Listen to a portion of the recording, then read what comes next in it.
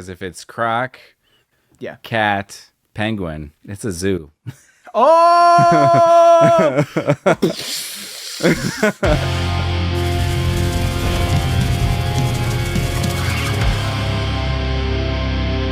Welcome to Bat Lessons, the Batman History Podcast. I'm Brian. And I'm Alex. And today we're talking about Absolute Batman #1. That's right. I've got my copy right here. Do you have yours? My copy Nice. right here. Heck yeah. It's your first print comic experience. How was it? Oh, it's cool. First of all, comics are cheap. I didn't know how cheap comics. People are going to think you're nuts, by the way, for saying that. Well, I mean, I was just kind of amazed. I went into this comic book shop. Yeah. I don't know if I should say the name, so you Sure, can cut this yeah. out, but Shout out your it's shop. Dr. Kane's down in San Luis Obispo, and I went in. Dude was super friendly. Yeah. I had emailed him. The only contact before was the email. I emailed, and it's a really cringy email. I'm like, my friend told me about polling, and I spelled it like P-O-L-L. Yeah. Polling. And he was very nice. He just responded like, "Oh yeah, no problem." It's called a quote pull list, Yeah, like they're P-U-L-L. pulling it off the Yes. rack for you. And Downside of an audio podcast. And yeah, so he set it up, and so I just walked in, first time meeting the dude, and I said, "A pull list?" Shrug, and I said my name, and he brought it out, and it was like $5 or whatever. Yeah. And You heard it here $5. first. Buying comics is easy. Yeah, super easy. It was really one of the most convenient sales experience I've ever had. You just walk in, they give it to you, pay. Dude had an old fashioned register, which I loved, but it was still credit card and tap to pay and all that stuff. Sure. Yeah. And he was friendly, and then I left. I was comic in and shops out are awesome. really quick. It was awesome. Yeah, it was great. I got a couple of other comics too, they're I guess they're doing compact omnibus kind of things. Oh now. yeah. The new So it's like DC Compact or whatever, but yeah. So I got Hush and Court of Owls. Yeah, very cool. People are gonna think you're nuts, by the way, for saying comics are cheap. I imagine it adds up for sure. Well, this is monthly. what was this? This was $5. Yeah, That's a lot, man. Because I get it. I guess if you get into comics, people will. So when I was at my peak, I would be pulling 10 issues a week, right? That's yeah. I mean that's definitely $50, adds up, right? Yeah. And that's $200 a month. If you compare that to a Netflix subscription or a Disney Plus subscription, especially a couple of years ago when you could get Disney Plus for $7. Yeah. It just went up more. Yeah. But it's really funny. I've been getting into Dungeons and Dragons, and those people, they're crazy. They complain about a new $50 rule book every 10 years. They're like, I'm not giving Wizards of the Coast any more of my money. I'm like, but Wow. yeah, no, comics are expensive, man. Yeah, no, I did kind of rethink that after I said it. I was like, well, I just got one, and it's monthly. Normally they're weekly. Yeah. Normally you get more than one at a time. Yeah, So I get that. It definitely would add up. But I just kind of was amazed. It was like Starbucks coffee. Yeah. Relatively. So. In 2016, when DC did their rebirth, they had a bunch of ads. They were holding the line at $2.99.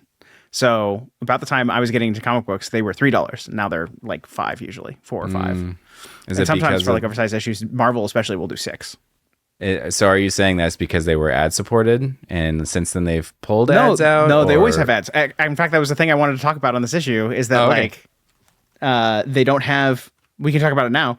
They don't interrupt the story ever with ads. There's an ad at the beginning, and there's some ads at the end, but they don't cut in the middle, which is kind of a big deal. The little prestige format. They really wanted it to be uninterrupted.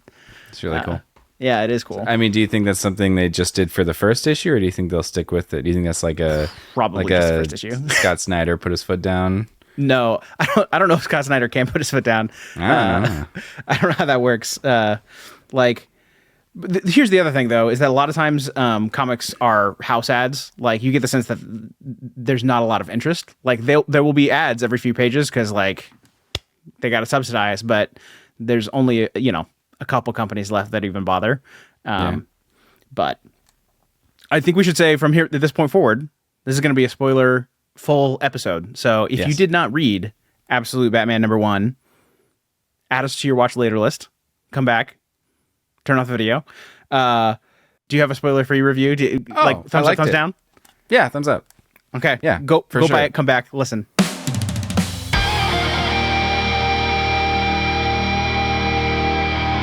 So yeah, Absolute Batman #1, written by Scott Snyder, pencils by Nick Dragotta, colors by Frank Martin, letters by Clayton Cowles. Clayton Cowles, by the way, letters like everything. Like there's like 10, 20 books a week that he letters. It's insane.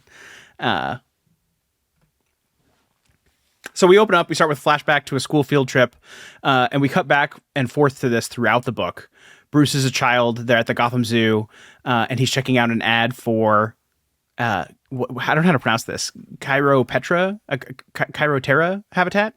I read it as Chiroptera. Okay, yeah, I guess that would make sense. I was doing like an Egyptian like P But it silent. might be, yeah, the P might be silent, so it'd be like Chirotera. Yeah. It proclaims bats are crazy. Indeed. And I love the little "I'm Batty." Yes. Then we get the title. It's on a double page splash, and there's a silhouette of a handgun over a blue cloudy sky. If you're not paying close attention, you may miss. I did on my first read through. This is probably meant to be the handgun that's at the zoo, right? So we were just on the field trip. Then we see a gun at the zoo.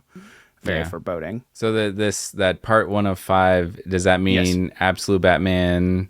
Like this is a 5-story thing, oh my gosh, Brian. I'm asking because I keep you're the forgetting comic guy. You're not a modern comic book reader. Okay. Yeah. So I have here the first trade paperback of Ultimate Spider-Man that just came out, the new Ultimate Spider-Man. It's issues 1 through 6, right? Okay. So when books come out, they almost always get a trade paperback, right? So basically the idea is there's 2 types of readers of comic books. There's ones who do floppies, although now that's digital, so like the Weekly Warriors. And then there's people who quote unquote trade weight. Right? And that means I'm going to wait for there to be a set of issues between 5 and 8, usually issues. And then I'm going to buy that as a set as books. And then the books go on my shelf. And the way it'll work, right, is they have story arcs. So, so it's like writer, a season. Kind of, yeah. So part 1 to 5, this is a 5-part story called The Zoo. And then they'll do something else. And people call it writing to the trade. Right. So instead of each issue being an individual issue, it's part of the trade paperback. So what he's saying is like, this is a 5-part story. When it comes out, it'll be 5 issues in 1 book. And it'll be called The Zoo. When we get the issue next month in November, it's going to say The Zoo part 2 of 5. That's right. It'll still be The Zoo. Okay. Yes. 5 issues. Got it. I love that. And when you picked up the Court of Owls compact book, right? I think when that came out in trade, it was actually 2. It was Court of Owls and City of Owls, but like it was thick, so I think this is both. Yeah. Anyway, yes, 5-issue story, and again, The Zoo, the field trip that we just saw. We spend several pages here with Alfred. He's happy to be back in Gotham again. There's a tea shop he goes to. He has a safe house, which he locks his bike up outside of. And his safe house is like super Mission Impossible style. It's very sparse, just a computer, a bed, a wall of guns. And he talks over the phone with whoever his boss is. We don't really know. I think in the Ashcan they said it was MI6, but they haven't said that in this book. And he's supposed to be observing a gang called the Party Animals. They have these like oblong shaped skull masks, kind of like an ape. And he's not supposed to engage with them. He's just supposed to observe, but they let him know that there's this other player on the scene, which is Batman. And they're allowed to engage with him. Well, it's kind of hinted that it's Batman. They don't actually come out and say who it is, right? One thing I think that adds a lot of intrigue to this storyline, this element of the story, is that he was tracking someone else in like Singapore for 5 years. Yes. And he felt like he was getting close, and they pulled him off of that to do this. Like this, whatever this Party Animals gang is, it's a higher priority than the 5 years they've already invested in that other, which is it's pretty interesting. It definitely like kind of perks your ears up, like what's going on with this party animal thing. Yeah. He, after this phone call, he emerges outside of his apartment, his safe house, and his bike has been stolen. Next, we cut to a gym, and there's this dude who's punching a punching bag, talking about how it's his city and like he's strong and like he's giving himself a pep talk, and we're supposed to think this is Bruce, right? But it's a head fake because Bruce shows up and asks him to step aside. which is kind of fun. Yeah, it's super fun because the dude who's punching the bag like looks pretty intense. Yeah. And then the next guy shows up, which is Bruce, and he's a Hulk. Yeah, he's like a foot taller than him. Huge. Yeah, and he's thick. Yeah. Yeah, people have been calling him the Batman who lifts. Oh, nice. That's good. Yeah. He proceeds to beat the crap out of this punching bag that he takes over from the other guy. He destroys it, like breaks it, and they have to get a new one. So we return to the flashback at the zoo. So we're cutting back and forth between him punching the punching bag and the zoo. Okay. And that's where we find out that the teacher for the field trip is his dad, right? They're going to go to a movie after. It's the one where his dad and mom met. And then at the very end of this page, there's a gunshot. And Thomas is like, oh, God. And we cut back to the gym. And it's at that moment while he's thinking about the gunshot that he breaks the sandbag, the punching bag. And it turns out the proprietor of this gym is Killer Croc. They hint. They don't say, right? I think they use his first name, right? Waylon? Oh, I mean, yeah, that's fair, but they don't tell you. So if you don't know who Waylon is. It's called Croc's Gym. Yes. Which I thought was like right there. I was like, I wonder if this is going to be Killer Croc. Yeah. And the dude shows up with like reptiles and amphibians hanging off of him and stuff. But yeah, he's probably going to be. Although since they're redoing all of this stuff, like they've like Alfred's here, but he's not the butler, right? He has Bruce Wayne's not rich. Right. His dad was a teacher. They say his mom was a social worker. Yeah. So I say he's Killer Croc, but like he's that person's name, but that doesn't necessarily mean he's going to be a villain. He may not turn into a crocodile, right? Yes, that's part of the intrigue for me is as this goes forward, are they going to keep introducing these people and not have them turn into the villains and like introduce brand new villains instead or something? Because that could be really interesting too. They do imply that Oswald has turned to crime. They talk about like how he's been in and out of, or no, Bruce says he's going to get caught at some point. But none of the other villains do they mention whether they're currently in crime or whatever. But we learn that they're friends as kids. And so we see this picture of them and we hear it's, I have it in my notes as Two-Face, Riddler, Penguin, and Catwoman, but fair play to you, Brian. That's not what they say. It's Eddie, Harvey, Oz, and Selena, right? Selena, yeah. Yeah. She's wearing cat ears. I love that. We cut to Black Mask. He's on a yacht and he's there with Maroni and Falcone, or however you pronounce it. I have no idea. And they're asking him to leave Gotham. They're like, you're part of some sort of secret cabal or society, but you know, we've got a history here. This is our turf. Like our families have been running the city, the city for 150 years. And he has these death masks of historic people. He's like, you don't know anything about history. It's so creepy. Like the setup is so good. It's like these bad guys are all meeting and talking. Yeah. And what, Black Mask? Yeah. Is like, oh, come check out. I'm a collector now. I'm collecting things. Check out my collection. He pulls out, and it's like famous death masks. I don't remember who it is. It's like Beethoven and Dante. Like it's famous George Washington. Stuff like that. And then like in like the creepiest of creepy, like pulls one out and he's like, "This is your brother." Yes. Right. Yeah. And they're like, "What?" And then he kills them. Yeah. And it's like a big like record scratch element of the story that two major bad guys in like the Batman history or whatever were just murdered. Right.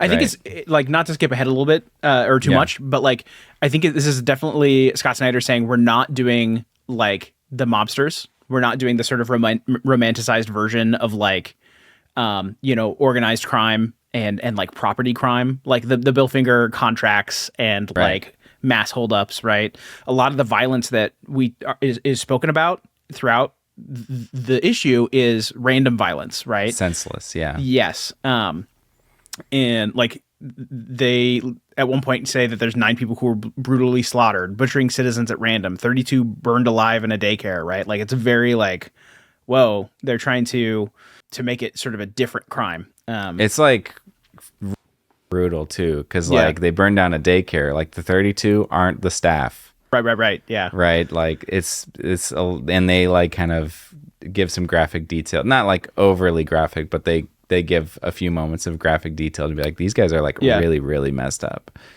It's interesting. Like, I don't want to get too far ahead. I guess we can have this conversation now, but like, sure. I think when we talk about like turning Batman on his head, this is one that it did not come to mind for me, but makes a lot of sense because so often, villains in comic books are either doing sort of like that property crime because it's easy to explain, right? Or they're like a maniac that's like utilitarian somehow. Like it's like Thanos, right? Like he's trying to balance the universe because like overpopulation or whatever, or like lack of resources. There's a purpose, right? And this honestly is like a little bit closer to some of the things that are most scary to us in contemporary times. Like I think this is a way of modernizing the story of saying like, actually a lot of what scares us is senseless violence, right? Is stuff that we don't understand or feel doesn't have a purpose, right? So yeah, just kind of another thing turned on its head. Yeah, and when they were describing some of the party animal stuff, I will say I've like read almost no comics, but I have read Frank Miller's Dark Knight Returns. Sure, yes. And there was a lot there that I like as I'm reading this, I was like, man, this reminds me of Dark Knight Returns, like the way they describe that gang and the kind of like the news broadcasts and stuff like that. Yes, in fact, we get a sort of sequence here where we're cutting back and forth between Batman on a rooftop, and you can't tell me that this color palette and like isn't inspired by the Matt Reeves movie. It 100% is. There's no way it's not. Yeah. And yeah, we're cutting back and forth between a TV broadcast where they're talking about the party animals and how the violence is senseless. I will say there's a chance, since it's a 5-part story, we might find some more motivations. There might be reasons why they're doing this. But right now we don't know, right? And so it's equally as scary to us as like a terrorism or something like that would be, or mass shootings or whatever, right? It reminds me of The Dark Knight and how the Joker, it was some people just want to see the world burn kind of stuff, Yeah, I think it's interesting. Like the Joker in particular is one where the horror for him and is supposed to be because it is senseless, and this is sort of like expanding it out. But I think there's something so cartoonish about Joker itself, and this is less so. So I like agree. It feels more realistic, I guess. Yeah, I think there are similarities, but it's not the same. Yeah. Mayor Gordon, meanwhile, is giving a press conference, or I guess it's more of a town hall, about the party animals. And there's a bunch of people there, and they're all super mad. They're yelling at him. Like, apparently the previous mayor was a crook, but at least there was no party animals. Like, ripped from the headlines, sort of like, I don't want to talk about it because it gives me heartburn. But the party animals show up to the town hall, and they shoot Mayor Gordon. And this is Jim Gordon. And Barbara has her Uncle Ben moment. Although I will say we don't actually see him die. So we'll see if that sticks or not. But I think we're supposed to infer that he's dying. And then Batman shows up. He closes the door. He says to Barbara, don't open these, no matter what you hear. I think that since that comes back, that's really important. He says, whatever you hear, do not open this door. Yeah. I did not make that connection until you just pointed out to me. That's really touche, Scott Snyder. Yeah, it was really good. That is really good. It's like poetry. It rhymes. And then Batman starts effing up the goons. He's beating the snot out of people. Yeah. Alfred's up overhead watching, because apparently he's very good at finding and watching this chaos. And he's somewhat of the narrator of the story, because he keeps kind of describing what Batman does and is like, oh, he's good at this. Oh, if he was really good, he would have done that, stuff like that. And then Batman does the thing that he said he would have done if he was really good. And stuff. So he's just kind of overhead, like watching them fight. I don't know if you have any other slides on the fight that you think are really cool. I have the heavy, but it's interesting. They point out at this point that Batman's not killing them. Yes. He's like precise with his knife, right? He's just missing arteries, things like that. So, and Alfred points that out. This is the action sequence that was in the ash can. So if you watched our last episode, we've actually seen this art before. What did he say? Alfred said something I thought was kind of interesting, where he said, "Oh, you don't kill. He's an idealist," or something like that. Right. Yeah. I thought that was kind of interesting, the wording there, and And Alfred obviously not an idealist, right? Which does hold true with other Alfred moments in history. Oh, sure, yes. Yeah. And the Heavy shows up, which was the end of the ash can, if you remember. And Batman takes out like this, I don't even know what it is, this hilt, I guess, and attaches it to his bat signal and turns it into an axe. It like telescopes out, makes a shunk sound. Yeah, it's pretty awesome. It did occur to me after the fact when we had recorded looking at the ashcan stuff that his axe looking thing looked just like the bat symbol, and I thought, oh, I wonder if they're going to do something similar with like was it the Zack Snyder? Oh, no, sure. Not Zack Snyder. What's that guy's name? You're talking about Kevin Smith, Detective 1000? No. What are you talking about? The 2022. Oh, Matt Reeves. Matt Reeves, thank you. Yeah. The Matt Reeves movie where like the thing on his chest comes off and it's like made of something else. It's harder. And this seems to be the same kind of thing, and he pulls it off. It's this big axe looking thing. Yeah, it's pretty cool. It's pretty cool. Chops off the Heavy's hand, which is pretty brutal. I mean, it's like a full-on Indiana Jones move where the guy comes up and he's like, I'm big and I'm tough and I'm going to take you out, and just like one swoop and the guy's hand comes off. Yeah. And it was really funny where Batman is like, there's a hospital this way, there's a hospital that way. If you're really quick, they might be able to put the hand back on. Yeah. And then the guy just like hobbles away. Right. And then there's a bunch of goons like running up the stairs, and they're like, they observe this happens, and he's like, you know, if you don't want this to happen to you, you better get out of my way. And they all start running away. It's kind of a cool moment. And as they're doing it, Alfred blows up some sort of bomb, and I'm guessing he's killing them. I don't know. They don't say, but like, he's not letting them off the hook like Bruce does, which is interesting to me because if you remember, he was told not to engage with party animals, but clearly is doing so. And he comes up and tries to get Bruce. He pulls a shotgun on him and talks about how awesome it is. And he's like one of 6 in the world or something. Yeah, it's like automatic or something like that. Automatic shotgun. Only 3 in the world. It could blow your brains all over the sidewalk before you even blink. Yada yada. And he grabs it and flies away. Batman pieces out with the shotgun. I really like how. So Batman punches him and then takes the gun away from him after he's like pinned him to the ground. He goes, "Sounds dangerous," and then just disappears. It's pretty good. Yeah. And then we have a page about Bruce where Alfred is sort of narrating about him. He's a construction worker. He had a working class childhood. He's smart. And then we cut to... Go ahead. They said that he's worked in a bunch of different areas of the cities, which makes That's it so that he... until after this, but... Oh, sorry. No, I thought that was interesting because it's similar to the origin stories we've talked about where he became a detective, he followed a private eye, he worked for the FBI, did all this stuff to become like really great as a detective, and then came back to be Batman because he found out that like... He does the same, but it's different. Like instead of going around the world, he stays in Gotham, right? And he's, the training montage is not him like training with monks. It's like he was a football player and he could have gone pro, but he didn't. And he did like criminology, and he was a maintenance worker, and he was worked in water sanitation, City Hall, civil engineer, right? Yeah. And you get the idea that like he knows Gotham so well because like he's worked every aspect of it. He's learned the city, right? But before that happens, we get a flashback, which is back to the zoo. The shooter's like opening fire. We hear lots of gunshots, and Thomas ushers all the children into the bat enclosure, which is what he was looking at the ad for before. And he closes it and he says, I assume you got the text in front of you. Oh yeah, I got this right away. He says, no matter what you hear, don't open this door. And then he closed the door, and then you hear gunshots. Yeah. And here they're implying that Thomas has sacrificed himself for everyone. It's kind of a sad, somber moment.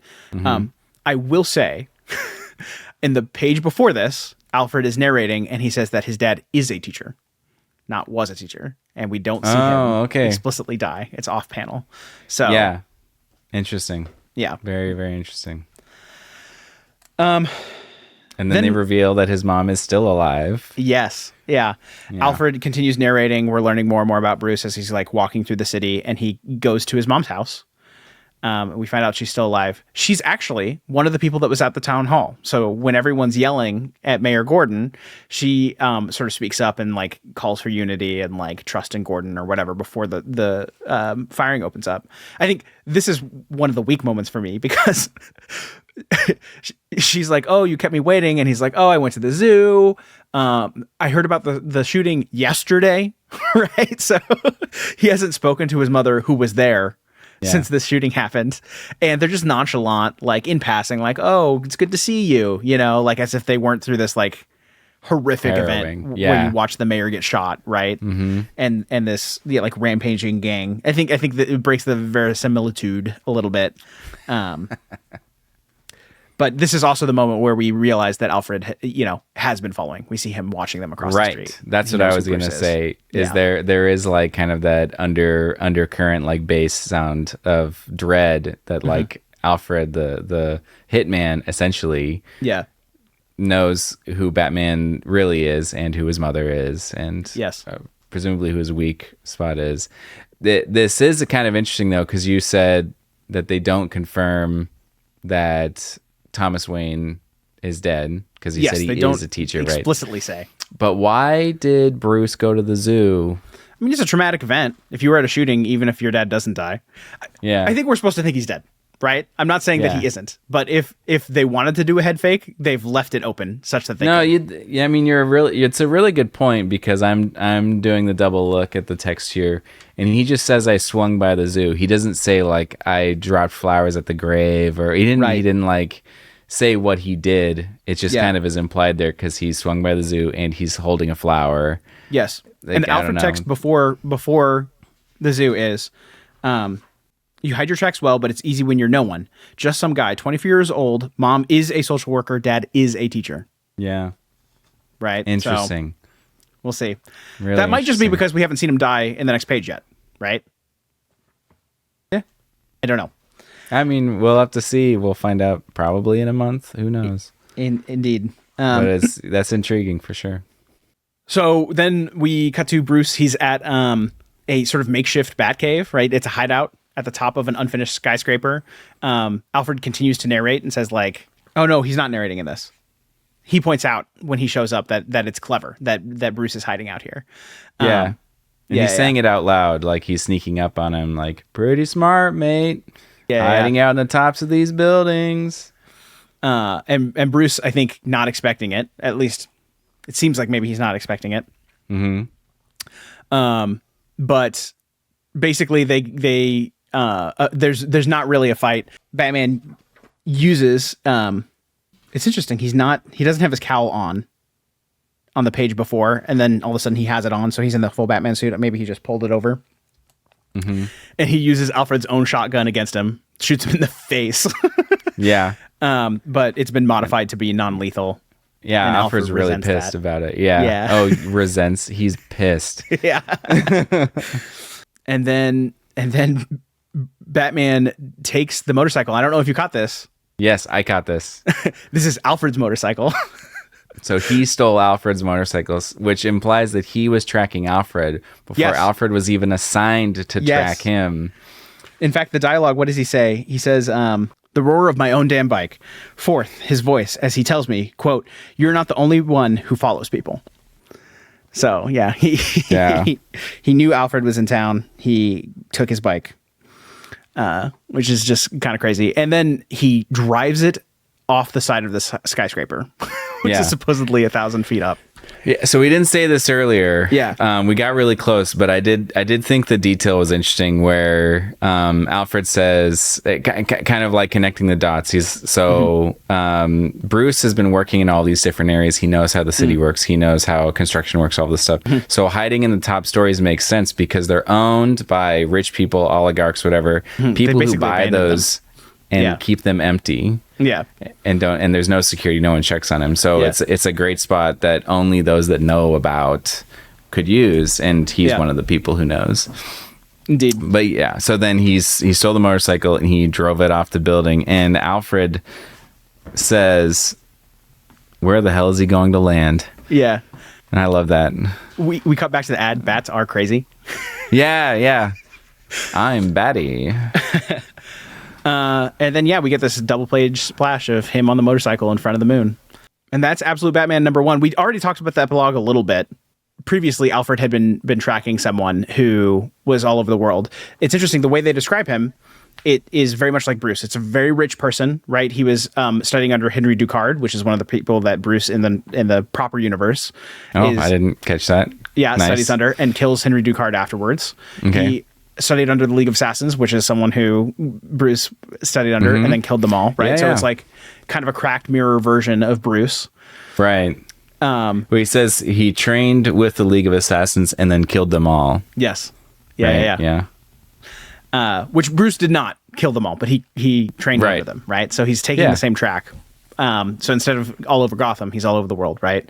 But they don't know his name. But you're right. It is like the Shattered Mirror. It's also like the opposite of what you expect from the Joker historically. That he is rich. He has access to all these things. And it's like, I don't know, almost like the Upside Down world. Because they say the guy never laughs, not at anything ever. Yeah, that's why they call him the Joker, right? And whereas like the Joker we're familiar with laughs uproariously all the time. And so it's kind of an interesting cliffhanger. I wish they would have stayed away from Joker for longer. But I think it's just a breadcrumb. It's like, yes, it exists in this universe. We'll get to it eventually. We'll see though. Yeah. I mean, I think it would be fun for them to draw it out a little bit more. Like if he shows up in part 2 of this, that'd be pretty disappointing. But if like they keep doing these tiny little epilogue things and he shows up in like the second trade, that would be more interesting. So that's Absolute Batman #1. What do you think? I loved it. I thought it was really great. It's definitely keeping me guessing. And I love how just like immediately it shows up with Batman being a total badass. Yeah, for sure. I think this is Scott Snyder at his best. He's really good at big ideas, right? He kind of has he tries to make things fit together in a clever way, and when it works really, really well. And yeah, I have no doubt that that this is going to be an excellent trade. And I want to see where it goes from here. Anything else you want to talk about before we sign off? I would be really curious if basically the storyline is to go through each of those kids. Yeah, we'll see. I think probably they'll try to dispatch Black Mask by the end of the 5th issue. I think since it's called the Zoo, we're gonna go back to the Zoo, which is another reason why Dad's not probably dead. Yeah, like that flashback is probably going to take place throughout the rest. Like there's gonna be 4 more issues of flashbacks. That would be my guess, right. But also like what were the kids? You said it was Two-Face, Penguin, Catwoman, and Riddler. And Riddler, okay. Because if it's Croc, Cat, Penguin, it's a zoo. Oh! It's true. Yeah, it could be. We're going to find out. It's a zoo. And they're friends. And Croc was holding the animals. Oh my God. Brian. You're blowing my mind. Hey, Bat Fam. Hope you like the show. If you do, give it a thumbs up and subscribe. It helps us out a lot. Stickers. We got stickers. It's a great way to support the show. Just $5. Link in the description and on batlessons.com. To keep the Batman history train going, watch this video next.